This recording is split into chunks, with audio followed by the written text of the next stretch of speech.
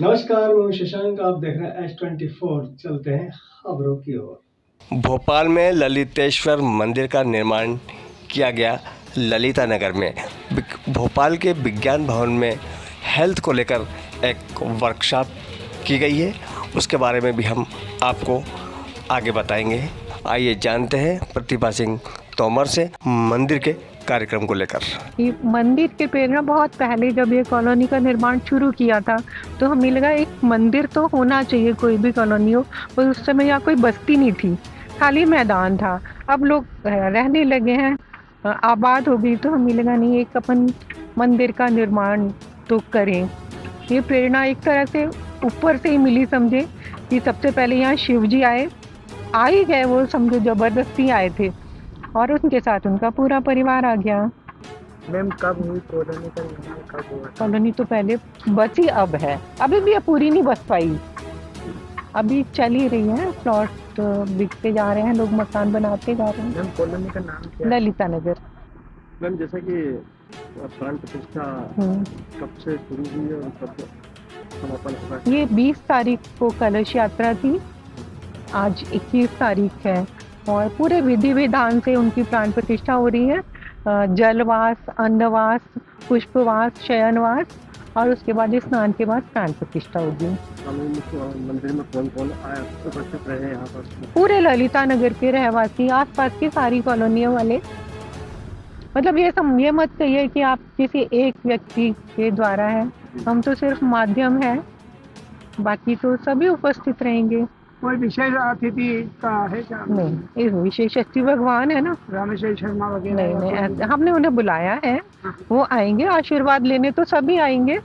तो मैम पर ऐसे मंदिर में कोई चीफ गेस्ट थोड़ी होता है, भगवान से ऊपर थोड़ी कोई है। मैम ये बताइए इसका आगे आपकी क्या प्लानिंग है, क्या योजना है? अब योजना अपन अपने मन में तो बहुत कुछ सोचते हैं कि साथ में एक वृद्धाश्रम, एक गौशाला, एक बच्चों का, छोटे बच्चे, अनाथ बच्चे होते हैं ना, अनाथ आश्रम जिसे कहते हैं, कि अनाथ बच्चों को माँ बाप का सहारा मिलेगा, माँ बाप को बच्चे, मतलब उनका परिवार पूरा हो जाएगा।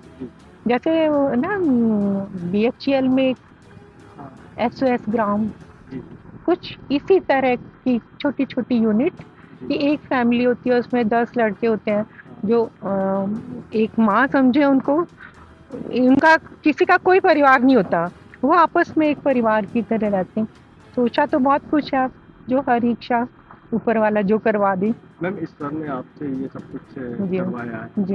कैसा महसूस करते हैं? मतलब ऐसा लगता है कि अपना जीवन धन्य हो गया, कि कुछ सार्थक कर चले अपन। प्रदेशवासी को, शहरवासियों को आपकी तरफ से कोई संदेश? भगवान ने जैसी प्रेरणा हमें दी, और भी लोगों को मिले। आज के ज़माने में ये ज़रूरत भी है कि इस तरह से सब मिलकर कोई एक ऐसी संस्था का निर्माण करें। संगठन तो बन ही जाता है ना। अब पूरा ललिता नगर एक परिवार हो गया हमारा। पहले एक क्या होता है, मदर, फादर, बच्चे, अब इतना बड़ा परिवार मिला हमें। आज हमें कुछ नहीं करना पड़ा, नहीं देखना कि कहाँ क्या होगा, सब हो जाएगा। मैडम आप चिंता मत करो।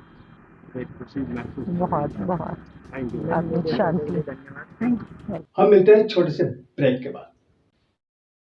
अरे भाई, शादी है आपके यहाँ पर? ओह, तो सोचा तो होगा आपने। अच्छा, शानदार, वो तो परफेक्ट लॉन है। वहाँ तो बड़े से बड़ा फंक्शन, वहाँ तो बहुत अच्छे तरीके से हो जाता है।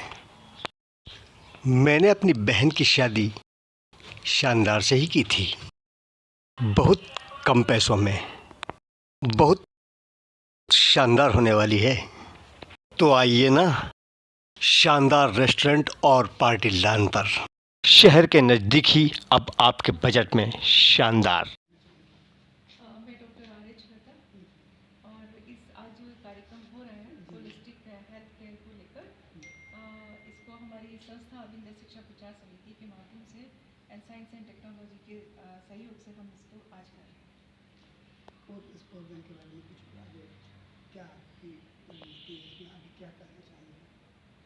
करना तो ये चाहेंगे, कार्यक्रम जो है ये हमने 2 साल पहले सोचा था, जब हमारा डेल्टा जब फैला हुआ था पूरे भारत में और लोग बड़ी त्राही त्राही मांग कर रहे थे, और उस समय लोगों को सूझ नहीं रहा था कि करे तो क्या, सारा सिस्टम फेल था।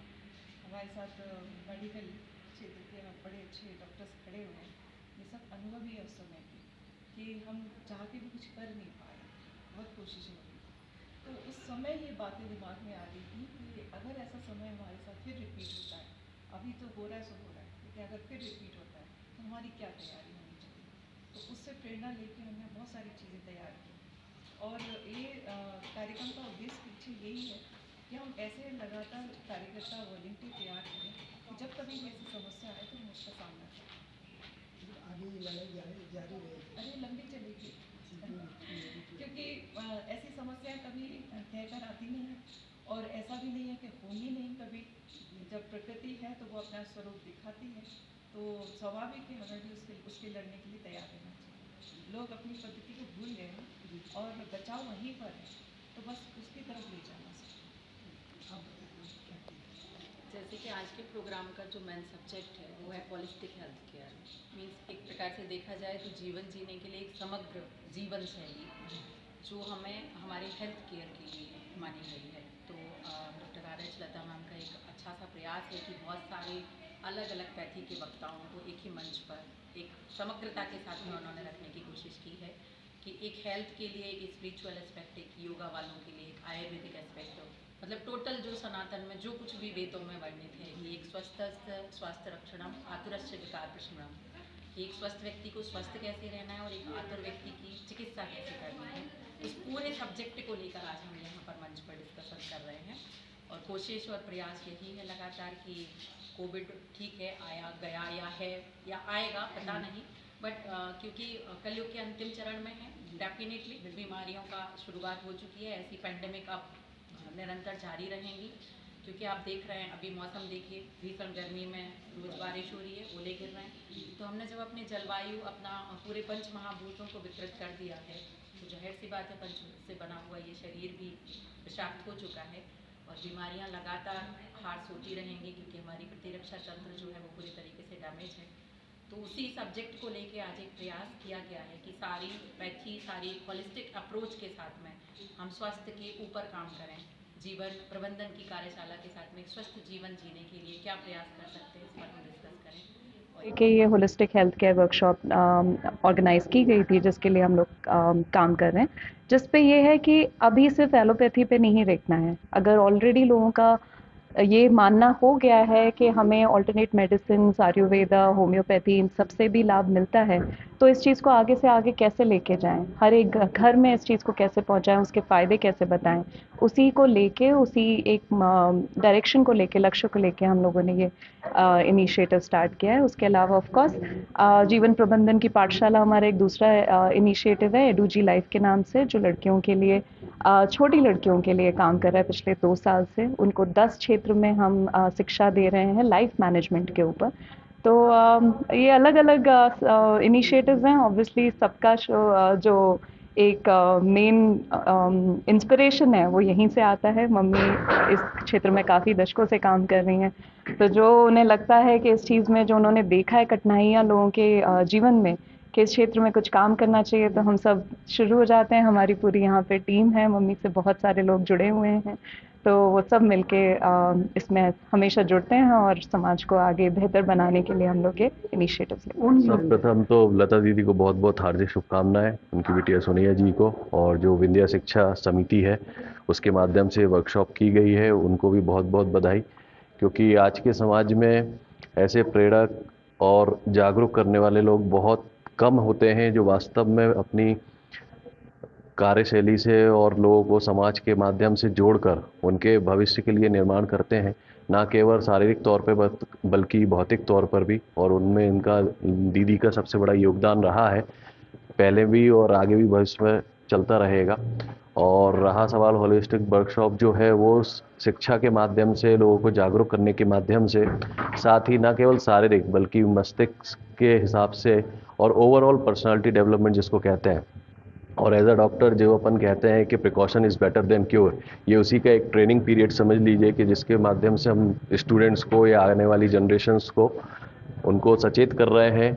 डरने की ज़रूरत नहीं है, लेकिन सचेत और सतर्क रहना बहुत ज़रूरी है वर्तमान वातावरण के हिसाब से, क्योंकि अनिश्चित किसी भी चीज़ के लिए अपन नहीं कहा जा सकता है कि कब इमरजेंसी कब आ सकती है, लेकिन हमें उसके लिए सतर्क रहना ज़रूरी है। तो यही सबके लिए अपील है और अप्रोच है आने वाली जनरेशन से कि आप लोग इस पे ध्यान रखिए और हम कैसे एक दूसरे के साथ रह के इस समाज के कल्याण के लिए, व्यक्ति के भविष्य के लिए साथ मिलकर काम कर सकें, यही शुभकामनाएं हैं। धन्यवाद।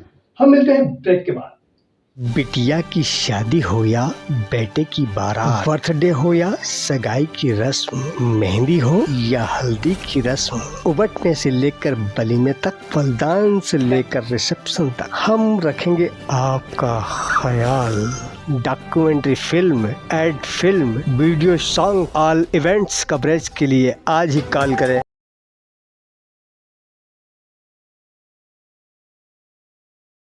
परिचय बताएं पहले। मैं अध्यक्ष हूँ नेमी नगर दिगंबर जैन मंदिर कमेटी ट्रस्ट का। मेरा नाम कोमल चंद जैन है और इसके बाद में माननीय अजीत सागर महाराज जी के अजीत सागर महाराज जी के सानिध्य में और विनय भैया जी बंडा वाले के सानिध्य में ये पंच कल्याण का आयोजन हो गया है। ये सब बहुत अच्छी धूमधाम से आपसी परस्पर सहमति से हो गया है।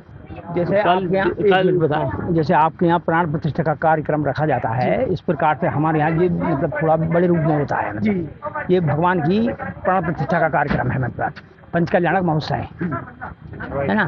तो आचार्य भगवान विद्यासागर महामुनिराज के परम प्रभावक शिष्य अजीत सागर मुनिराज के सानिध्य में और भी मुनि संघ है, निर्लोभ सागर, निरूपम सागर, निर्दोष सागर। सर जनेऊ के बारे में बता दें, कितने बच्चों का जनेऊ?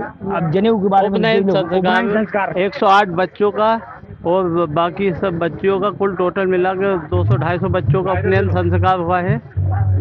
इसमें क्या प्रोग्राम रहे हैं सर अभी, और ये आगे क्या रहेंगे? अभी आप लोग तैयार? अभी जन्म अभिषेक कल हुआ है, बहुत बड़ा जुलूस निकला था बड़ी धूमधाम से। तो उसके बाद में आज का तप कल्याणक का है, भगवान का जन्म कल हुआ था और आज उनकी शादी का वो है महोत्सव। आदिनाथ भगवान की बारात। शादी के बाद क्या है कि वो अपनी मतलब राजपाट छोड़ गए और अपने बैराग मतलब हो जाएगा। सर भगवान के बारे में थोड़ी सर आप भगवान के बारे में थोड़ी सी जानकारी। जैसे आपके यहाँ 24 अवतार होते हैं, जैसे हमारे यहाँ 24 तीर्थंकर होते हैं, इसी तरीके से 24 तीर्थंकरों के 5 पंच कल्याणक महोत्सव मनाया जाता है। सर युवाओं के बारे में क्या कहेंगे? धर्म के बारे में युवा बिछड़ा हुआ है, इसके बारे में क्या कहेंगे? नहीं, सब अपनी योग्यता अनुसार सेवाएं दे रहे हैं, ऐसा कुछ नहीं। हमारे में तो सब अभिषेक पूजन सभी युवा होनी करते हैं। ये सब युवा, तो पुजारी तक नहीं है इस मंदिर में। अब हमारे मंदिर में पुजारी भी नहीं है। हाँ, तो सब जो ये लोग सब मिलजुल के ही काम करते हैं। सबसे अच्छी सेवा दे रहे हैं हमारे नेमी नगर में, पूरी तरीके से अभिषेक शांति धारा करते हैं, पूजन करते हैं और कोई दिक्कत वाली काम नहीं। हिंदू धर्म या जैन धर्म सब बात एक ही है सर। हाँ, सब सनातन के बारे में क्या कहना चाहिए? हिंदू राष्ट्र हम जैनों का तो सबसे मूल सिद्धांत ही हिंदू राष्ट्र है। पूरा हिंदू राष्ट्र होना चाहिए, पूरा हिंदू राष्ट्र होना चाहिए ना, वही मेरा मतलब। हाँ, तो वो उसके बारे में सहमत है हम। चलिए, थैंक यू। जैन तो सबसे पहले इस बात की मांग के पक्षधर हैं, सनातनी तो हम हैं और जैन भी। सर कुछ लोग हिंदू राष्ट्र के खिलाफ हैं, लेकिन अगर हिंदू राष्ट्र हो जाता है तो क्या नुकसान हो सकते हैं, क्या फायदे होंगे? नहीं, हमें तो कोई नुकसान नहीं लगता है। नहीं, हमारे आचार्य श्री विद्यासागर जी का वर्णन है और उनका आदेश है कि इंडिया नहीं भारत बोलो। जब उन्होंने बोल दिया कि भारत बोलो तो क्या विचार होंगे उनके, आप समझ सकते हैं ना। इंडिया नहीं भारत बोलो, और भारत नाम से ही भारत जुड़ा हुआ है।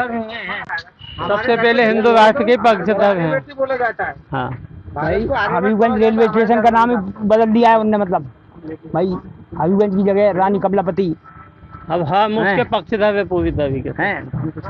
हमारे धर्म के हिसाब से तो भारत को आर्यव्रती बोला जाता है। ये आर्यों का देश है, शुरू से पूरा हिंदू देश है ये। हमारे तीर्थंकर प्रथम तीर्थंकर आदिनाथ भगवान के पुत्र भरत थे, उनके ही नाम से आज भारतवर्ष का नाम भारत पड़ा हुआ है। नमस्कार, आज के लिए इतना ही। हम मिलेंगे कल फिर एक नई खबर के साथ।